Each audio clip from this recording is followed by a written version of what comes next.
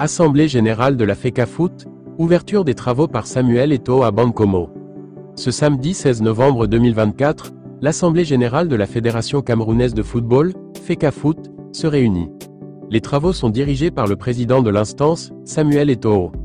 Après la réunion ordinaire du comité de la FECAFOOT qui a eu lieu le 15 novembre 2024 au centre d'excellence de la CAF à Bankomo, Samuel Eto'o ouvre ce samedi l'Assemblée générale dans le même espace. Annoncé depuis octobre dernier puis ajourné une première fois, la date du 16 novembre a finalement été retenue. L'AG de la FECAFOOT s'ouvre au lendemain d'importantes résolutions prises par le comité exécutif, dont certaines seront débattues ce samedi.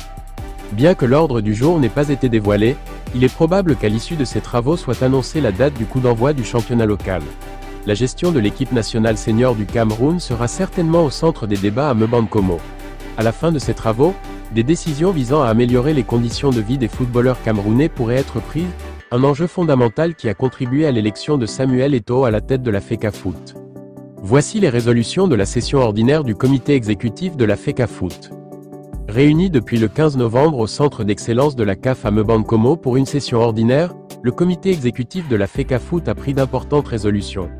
À l'issue de la première journée de travail, Samuel Eto'o et ses 3 vice-présidents, qui dirigent les travaux au centre d'excellence de la CAF à Bankomo, ont reçu 11 propositions.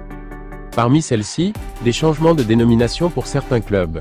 De plus, le comité exécutif a autorisé l'Assemblée générale de la Fédération camerounaise de football, FECAFOOT, à retirer l'agrément du SINAFOC, syndicat national des footballeurs du Cameroun, dirigé par Jérémy Nitap et à admettre l'Association nationale des footballeurs du Cameroun, ANFC, comme membre de la FECAFOOT. L'ANFC est dirigé par Lucien Métomo lui aussi, ancien lion indomptable.